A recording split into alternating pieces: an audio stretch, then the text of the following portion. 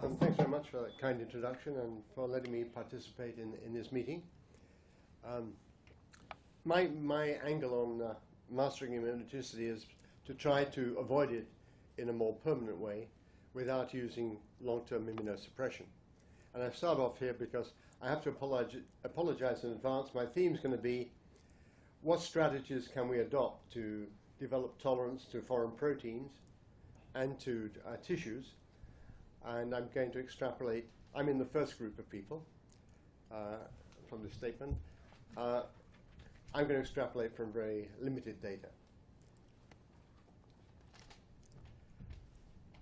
Many of you are involved in antibody therapy and are conscious of the whole issue of immunogenicity of therapeutic antibodies. And I think the big breakthrough in understanding why sometimes antibodies are accepted and not rejected, and why therapeutic antibodies are sometimes the target of anti-antibodies, really is the work of Chiller and Weigel a long time ago, when they noticed that if you had a human immunoglobulin and aggregated it purposely, it would be very foreign to a mouse. It would evoke very strong immune responses. But if you produce monomers of human immunoglobulin that weren't reactive in any way with mouse cells, these monomers would be tolerogenic, and they would tolerize even to the aggregate. This is very relevant, I think, even to some of the talks we're going to have on the issue of aggregates in preparations. But that simple model of Chiller and Weigel from a long time ago, I think, has taught us quite a bit and has given guidance as to perhaps how we might make therapeutic antibodies less immunogenic. I'd like to divide therapeutic antibodies into two sorts: those that bind to cells as their targets, especially hematopoietic cells, and those that bind to proteins. You could imagine those that bind to cells would, on the surface of a cell, create aggregates. And those that bind to monoclonal antibodies that might bind to a protein by a single site might behave as monomers and be less immunogenic. And I think overall, the literature does support that idea. And so the first part of my talk is going to be based on this principle. It's going to say, let's say we have a therapeutic antibody against a cell. Can we make a form of that antibody that's mutated that will not any longer bind to cells and use that mutant to tolerize to the therapeutic, a bit like the Chiller-Weigel experiment? So let me start with the antibody we've done a lot of work with, Campath-1. It's had various names, various aliases along the way, now called Lemtrada. And it's an antibody that's been humanized. And we know already even the humanized antibody is immunogenic in patients. And so if it's going to be used repeatedly in multiple sclerosis, we'd like to find a way to avoid that. And here I'm going to try and address the principles of creating a mutant of this antibody here, a mutant in the CDRs, in the complementarity determining regions that will not be able to bind to its cell target. Can we use that mutant to tolerize to all the common residues so that when we come along with a therapeutic that does bind to cells and aggregates on their surface, it no longer is immunogenic? So what we've done is we have the sequence, and we know which CDRs are involved in binding of the antibody to its target, to the antigen CD52. It's a small peptide on the surface of all lymphocytes. And so by knocking out or replacing the CDR2 of the heavy chain, we found that we lost binding. And then we could go into that CDR2 of the heavy chain and replace individual residues. And we found some examples where we could make one or two mutations where the binding to the target went down a great deal. You'll see here binding assays to CD52, and you have certain mutants here that hardly bind to the cell surface. So one or two amino acid mutations, otherwise the sequence is exactly like the therapeutic. And what we've done is set up a model to ask, is the mutant tolerogenic for the therapeutic antibody? And we made mice that are transgenic for human CD52 on their lymphocytes. Now we can apply the therapeutic antibody, and we see it's immunogenic, and we are going to show you show we can tolerize using the mutant. So here's a test of immunogenicity in these transgenic mice. The therapeutic antibody, after a few injections, generates a very big response. But these non-binding mutants do not, because they're like monomers of Weigel and Schiller. They're monomers that we would expect would induce tolerance. So certainly here, they're not immunogenic. And in the same way that a human anti-CD4 antibody against human is not immunogenic, because they're not binding to a cell surface, they're not making an aggregate. If now we use the mutant and come in first with many injections of the mutant, we can show we create tolerance to the therapeutic, because we come back later with the therapeutic antibody that depletes lymphocytes, and despite depleting them, actually is still very immunogenic.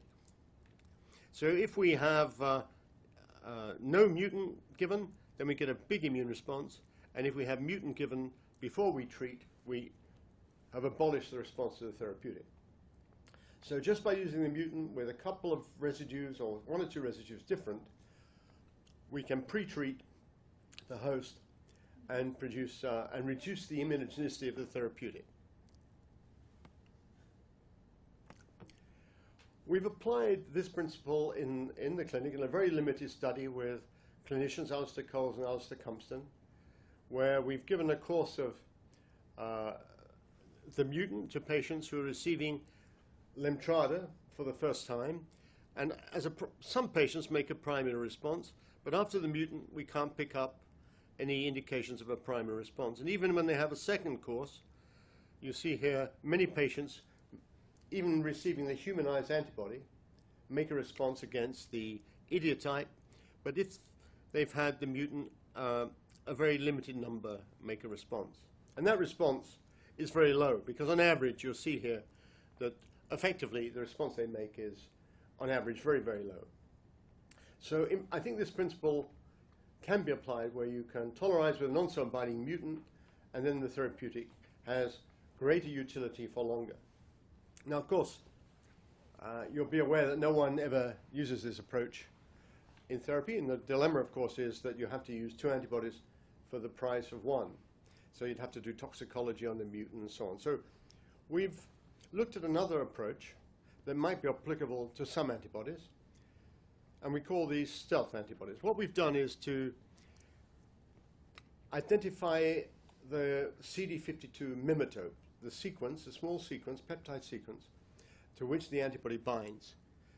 And we've created a construct whereby the cDNA will produce this antibody with the mimetope covalently associated with the antibody, attached to the VH of the antibody. And now you have an antibody with its antigen sitting in the combining site. So when you give it to the host, that antibody at the beginning is very poor at binding, because it's got an obstructive element in the binding site that's stopping it binding to its target. If you look at the ability, you may wonder, what's the point of that? Why it's not going to be therapeutic? But actually that's not the case, because if in these transgenic mice that have CD52 on their lymphocytes, you look and see whether this stealth antibody is able to deplete lymphocytes, you'll see that compared to the control here, which is the wild-type campath, you'll see that at very low doses you get very poor depletion. But as you increase the dose, you get very strong depletion. And of course, our construct, you see here in the white columns, is very poor at depleting, even at high doses. But give it time, because this obstructive element is going to dissociate. If it's not too high affinity, it's going to dissociate, and now some antibody will bind to cells. And lo and behold, what you see over time is you do get depletion, and after some weeks, you actually see the residual lymphocyte counts lower than the mice that have been treated with the therapeutic, because now cells are returning. So what has happened is the ability to deplete has been delayed because of the equilibrium that's been created. And in that period in which the antibody is obstructed, it's behaving like a monovalent antibody as a deaggregated immunoglobulin, and it seems tolerizing to the therapeutic. So by the time the antibodies bind and become potentially immunogenic, tolerances occur to them. And here's the data.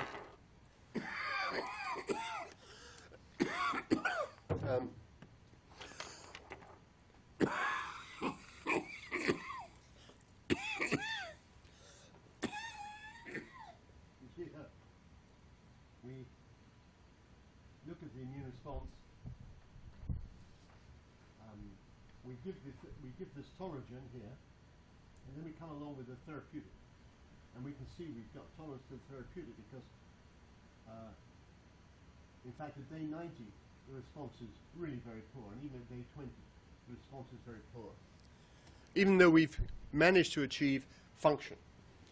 So I think the summary here is that we can take advantage of antibodies that can be prevented from binding to their targets for a short period, allowing them to induce tolerance first, and then exposing their capacity to bind later.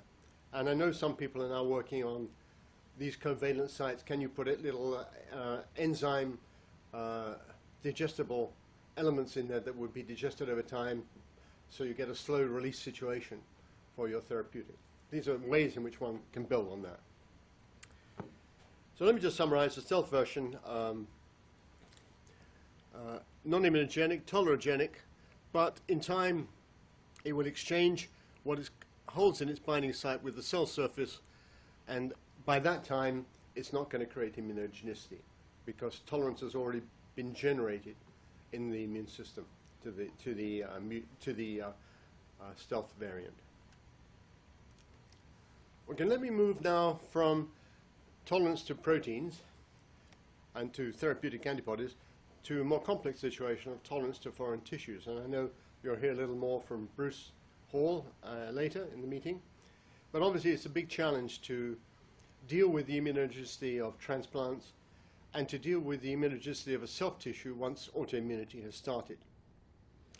And this part of the talk is to do with how we can possibly avoid that. And all of you are conscious that the reason for trying to avoid that is at the moment most of our ways to get transplants accepted and reverse autoimmunity depend on long-term immunosuppression. You have to give immunosuppression that penalizes the whole immune system, even though only a few of the lymphocytes are at fault. And if you withdraw the immunosuppression, rejection comes back or autoimmunity comes back. So we're always on a knife edge trying to control immunosuppression and stop development of infections and cancers due to too much immunosuppression. And my starting point here is that it's known that one can tolerize to transplanted tissues and reverse certain autoimmune diseases by targeting elements of the T-cell receptor complex and co-stimulatory molecules. So co-receptors like CD4 and CD8, particularly CD4, and co-stimulatory molecules like CD40 ligand. There's a big literature in mice that if you give tissues under the umbrella of these therapeutics that are blocking functional molecules like this, then the immune system, the T-cell receptors that engage antigen, somehow direct these cells not just to avoid responding, but to become tolerant. And this discussion is going to be about what that tolerance is all about and how we might get there clinically. If I come back to the aggregated immunoglobulin, as an example, we can take aggregated immunoglobulin, which I told you was very immunogenic, but if we give it under the umbrella of a blocking anti-CD4 antibody, you'll see that we induce tolerance. So we keep on boosting with aggregated immunoglobulin here, and we don't get a response, whereas control animals that didn't have the anti-CD4 will be primed and boosted and make very big immune responses. So anti-CD4 treatment, short-term treatment, can induce tolerance to aggregated proteins, aggregated immunoglobulin, which is normally immunogenic. However, we made one interesting observation, which was that if we delayed the challenge to test to see if the animals were tolerant for a long period, I think it's 120 days here or something like that, I can't even read it, sorry. I think 250? Yeah, a long time, yeah. If we delayed the challenge for a long time, we now found that there wasn't tolerance. The animals behaved normally, which actually told us that every time we were challenging, we were boosting, presumably boosting tolerance. Let's call it negative vaccination. And this led to the idea that, look, when you give a transplant or you're dealing with a self tissue, they're generating antigens all the time, the antigens that are going to be the targets. And so they're going to be negatively vaccinating to the antigens that you might have induced tolerance to. And the notion, therefore, that you might be able to give a one-off treatment that once you got your transplant in or you reverse an autoimmune disease, you didn't have to give any more boosters because the antigens are already on board in the body, became apparent to us. And it is the case that you can use co-receptor blockade, co-stimulation blockade, or a combination to get tolerance in many different strain combinations, and in some cases even across major histocompatibility barriers. So without going through particular strains, but the approach is something like this, that you have a short course of co-receptor blockade, and then over time the antibody clears from the system, grafts stay forever. You can demonstrate the animals are tolerant to the grafts, because if you, a long time after the antibodies are cleared from the system, you give a second graft to them, that donor B is accepted, but third-party grafts from C are rejected. So that's specific tolerance, not a global immunosuppression. What's that all about? How does that happen? Well, I think the big clue comes from clinical work where FOXP3, a transcription factor, fork transcription factor, was identified as being crucial to homeostasis of the immune system. And that young children born with mutations in FOXP3 have widespread, sometimes called catastrophic autoimmunity, because they lose a population of cells that regulate the immune system. These are called, these are one type of what are called regulatory T cells, and they have this transcription factor FOXP3. And the reason we know we are getting tolerance to transplanted tissues here is because we've empowered the FOXP3 cells to have control over the other cells. Let me just say a little bit about FOXP3 cells. I know Bruce Hall will say more. There are two types. There are those that are formed naturally in the thymus, that are out there even before the transplant comes, and presumably a lot of those are there to maintain self-tolerance, because if you have mutations in them, you lose self-tolerance.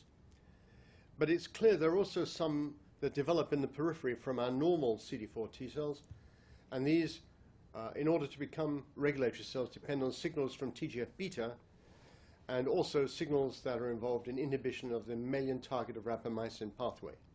And this combination of mTOR inhibition and TGF-beta favor the induction of what are called peripheral, or P, regulatory cells, as opposed to thymic regulatory cells.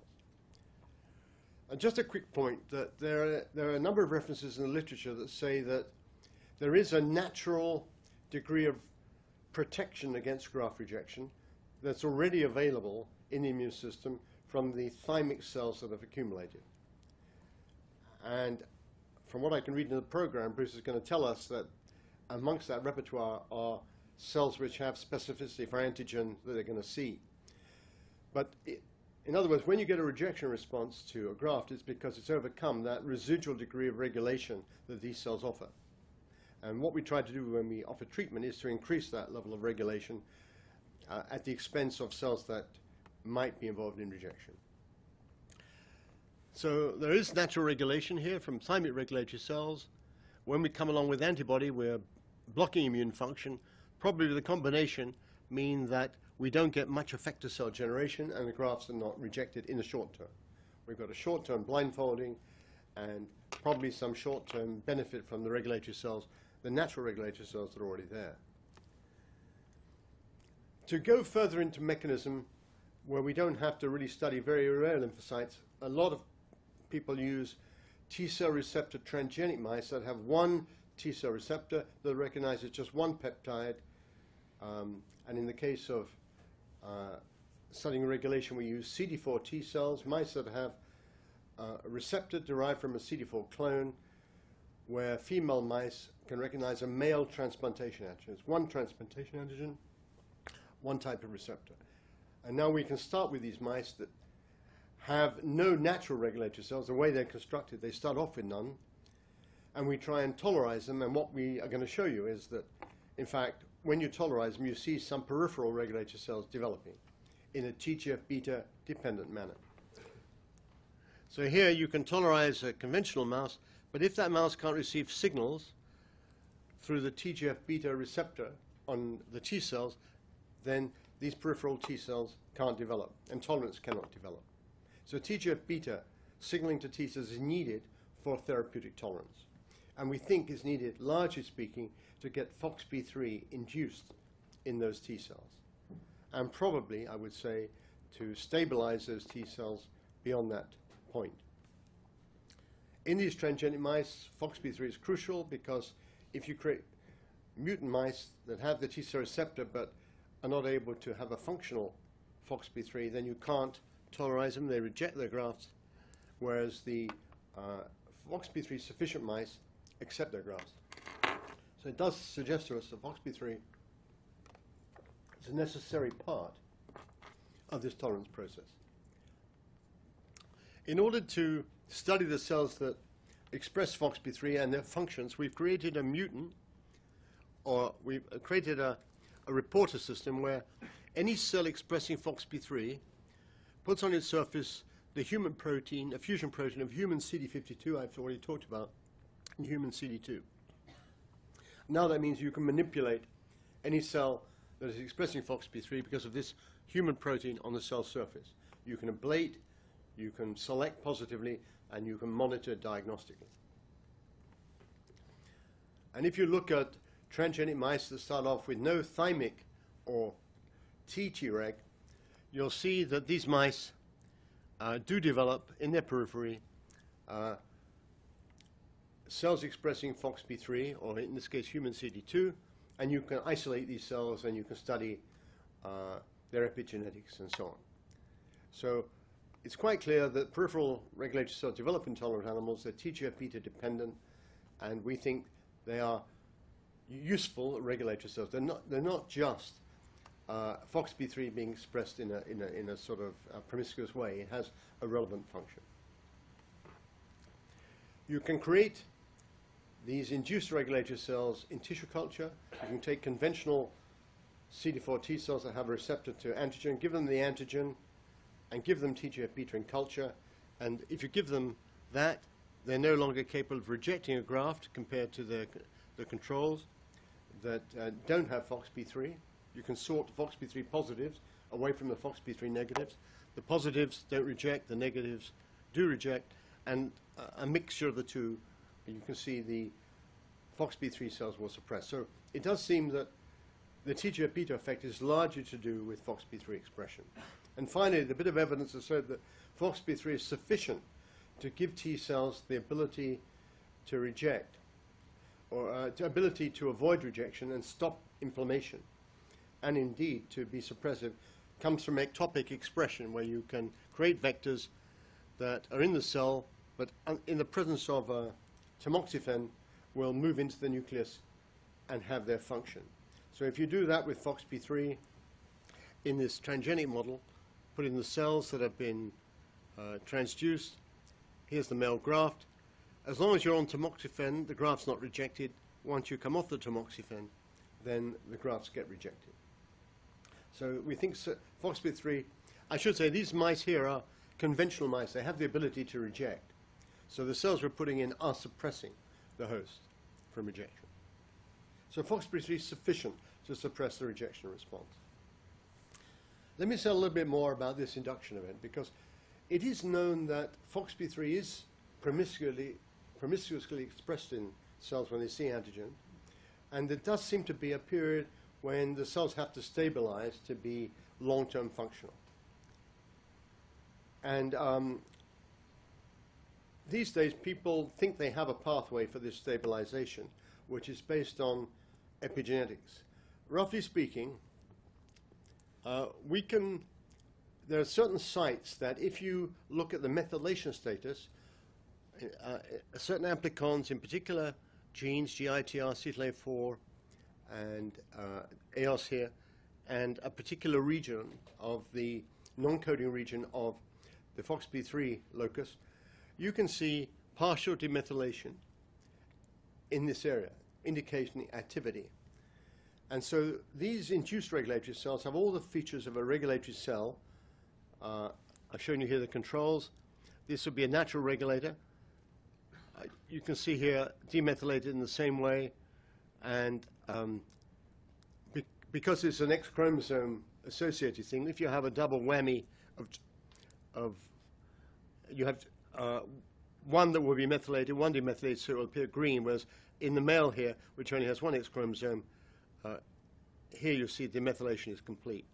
So I think the point I want to make is that the anti-CD4 treatment does give us cells that are demethylated eventually and stable, and by all epigenetic criteria are committed regulatory T cells. And we think therefore they're comparable to the natural ones that develop in the thymus in what they can deliver. So that's what's happened with therapy. Let me summarize where we think we are so far. We had the blockade with antibody, and we had the antigen interacting with the cells, and we think that some of these cells were the natural regulatory cells that got recruited, as Bruce will talk about, but there are other ones we think get recruited in, which would be the so-called peripheral Treg that would mature, and they would undergo epigenetic changes that would stabilize their function. And so you end up with an immune system that has a dominance of regulatory cells, both thymic, to see the antigen, and peripheral. And these are winning the battle over cells that might have tried to reject. And so what you end up with at this point would be an immune system that has a mixture, some cells that could in principle do damage, and some that regulate, but the regulators are winning as a result of the treatment. Now, I want to convince you that, in fact, when we produce this state of tolerance, we still do have effectors on board, and they are being regulated, because it's very easy to take a tolerant animal, take its lymphocytes out, and with the reporter system we have, transfer those lymphocytes into a host that has no adaptive immunity whatsoever, and put on a graft. And what you find is that if you take out the regulatory cells from that population, if you coat them with antibody to the human CD2, the reporter, they'll be opsonized and they'll be taken out by the macrophages of the host, leaving behind the effectors. Now you get the grafts being rejected, compared to if you didn't coat them with the antibody that could kill the regulatory cells. So what it's saying is that immune population you have after treatment does contain cells that can reject, but they're being restrained by constant vigilance from regulatory cells that are operating all the time. It's not a one-off phenomenon, they're operating all the time. And you clearly reprogram the system, you've shifted the balance by your therapy. So you have a situation like this. In tolerance, you have a dominant functional expression of regulatory cells over effectors. In rejection, the effectors have won. And what we try to do in treatment is to shift things in that direction. Well, let me now move to why is tolerance long-term? Why does a short-term treatment give you tolerance forever? And I just want to make the point that I don't think this process is a one-off event. I think in generation of regulation is something that's going on all the time, but it doesn't need therapeutic antibody to do that all the time. So once you have an immune system that is tolerant, if you put in normal lymphocytes here, which are in blue, what we find is that some of those normal lymphocytes will get recruited into regulation by the tolerant immune system that's already there. So that in time, even if you got rid of the host immune system that was originally tolerant, these new ones have taken over the role of tolerance. A bit like you create a ceasefire in the Middle East, you bring in police to maintain the ceasefire, And those police stay a while, but they train new police, and then all the time, there are always some police there enough to keep the ceasefire intact. And we call that infectious tolerance. So it's, what I'd argue is a therapeutic antibody sets the system operating, and the system then takes care of itself through regulator cells creating environments where if a naive cell comes into that environment, a naive CD4 cell, some of those would be able to see the antigen, and being stopped from making immune responses, some of those would end up becoming regulatory themselves. So we think it's a contagious or infectious process. And the summary of that part would be, we've got the regulatory cells, we've got a big number of them, and now what is happening is that naive cells get caught up in this, and more of them become policing cells of the immune system, fewer of them available to contribute to damage. Some may still be moving on the pathway to rejection, but the bias is towards becoming regulatory. Now let me just move to an area which is not really very well understood, and really by our language through the whole period of transplantation research, we've always talked about the tissue as a passive victim of rejection. And in the case of tolerance, I like to indicate that it's not a passive thing for the tissue. I think there's enough evidence accumulating that the tissue contributes to its own protection. Some people could use the analogy of saying the tissue fights back. Now, there's one phenomenon that really helps us imagine that something's going on in the tissue. I told you when you have a strain A tolerant of a graft B, it would reject a transplant from C. This is survival curve. You see this rejection. No surprise. But if you have the antigens of C in the same tissue as the antigens of B, then you'll find that there's a tendency for the antigens of C to be accepted as well, even though you hadn't actually induced tolerance to C. There's something called link suppression. And you can imagine that if you have a regulatory cell and the dendritic cells showing antigens B and C, then somehow or other this regulatory cell is brought into the vicinity of a naive cell and stopping it working, even though it might be recognizing a different antigen. There's some local, the link suppression indicates some local milieu in which regulation is operating. And once we start analyzing the tissues, the accepted tissues of these mice, we start finding there are indeed enrichment for regulatory cells in those tissues. And here an example, about half of the CD4 cells we looked at express markers you might have associated with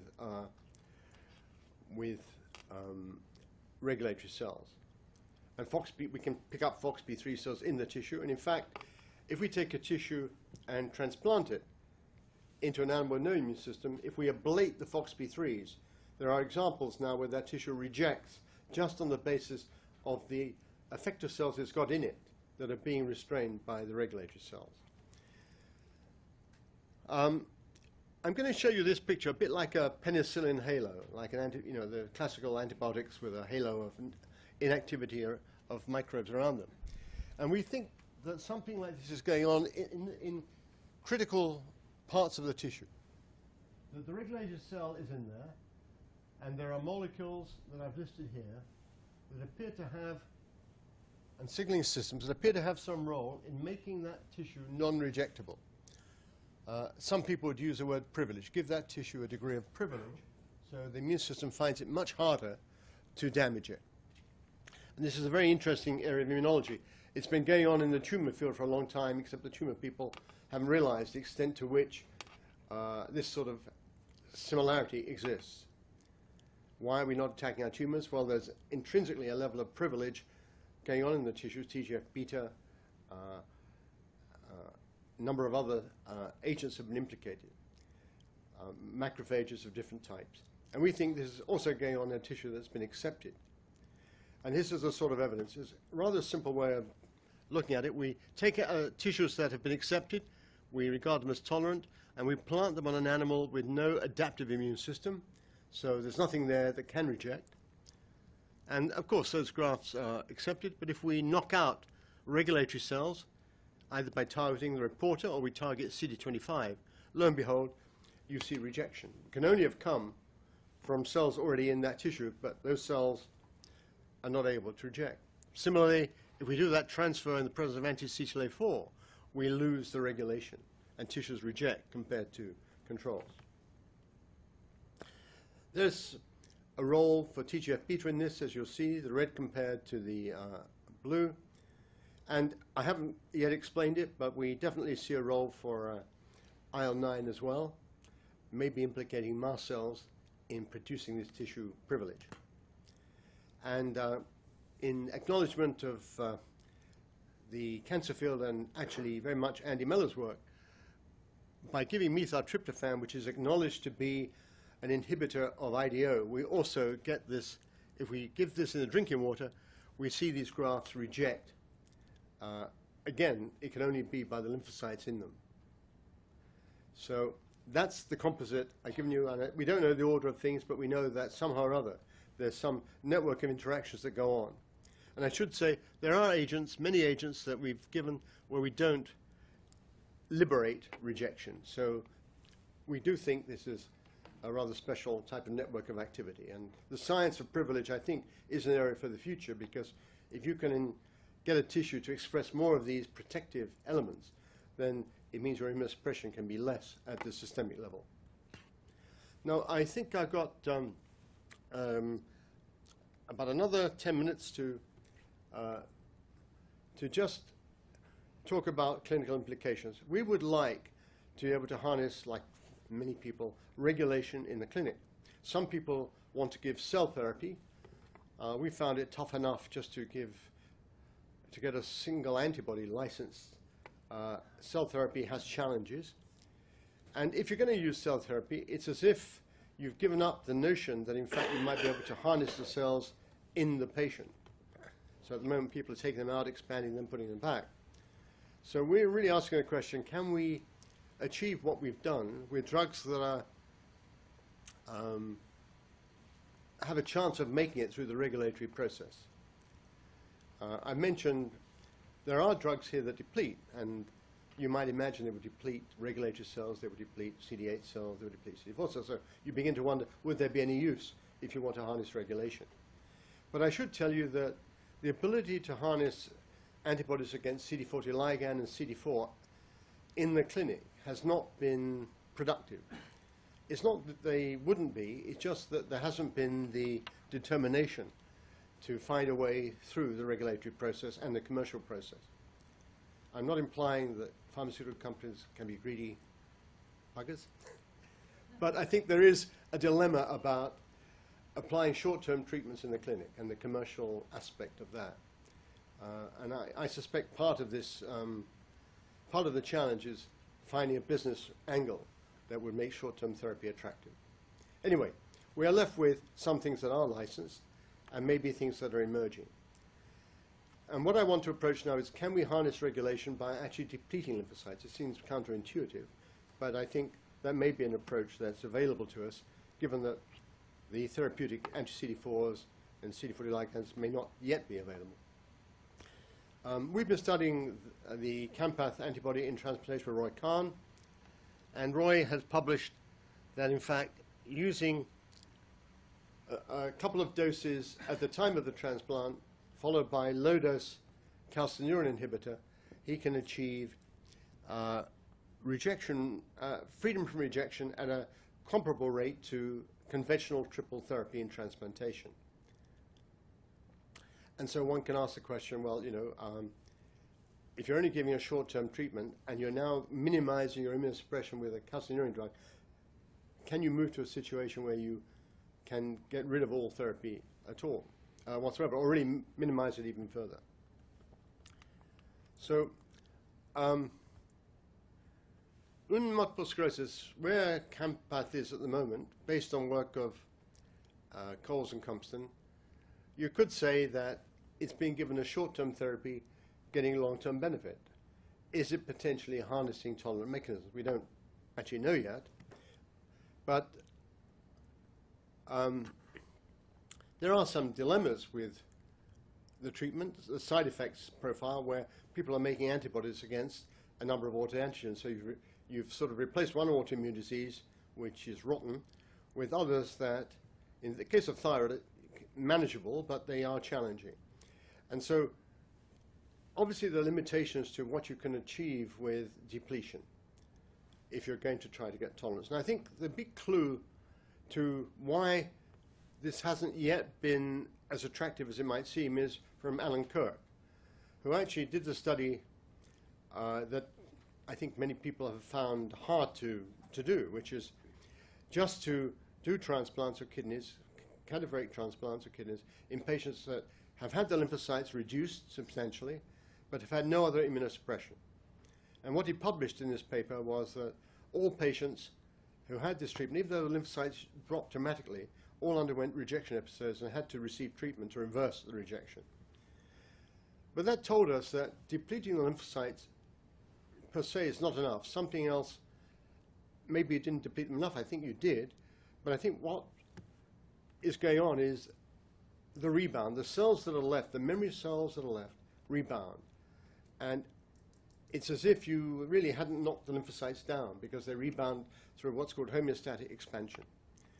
And Larry Tucker, in a paper some while ago, indicated that infusion of regulatory cells could limit that expansion and limit the harm coming from that expansion in transplantation. That memory cells expanding in the absence of regulatory cells probably became pathogenic, and the regulatory cells could contain that expansion. So that put the idea in our head. Can we build on depletion by controlling the return of lymphocytes so the regulatory cells have an advantage in the short term in their return? By that time, the graft would have healed, and would that mean that the combination of regulatory cell advantage and containment of the effector mechanisms for a short period might result in tolerance in the same way that we described before? So let me just summarize the results of these experiments. I call them physician-aided reconstitution of the immune system, because in England, in Europe, you sometimes can only get a grant if you have a good acronym. And that's been an attractive acronym. I've gone to Paris on it. Very nice. So here's the idea. Combination therapy to guide the reconstitution. And I told you mTOR inhibition may favor regulation.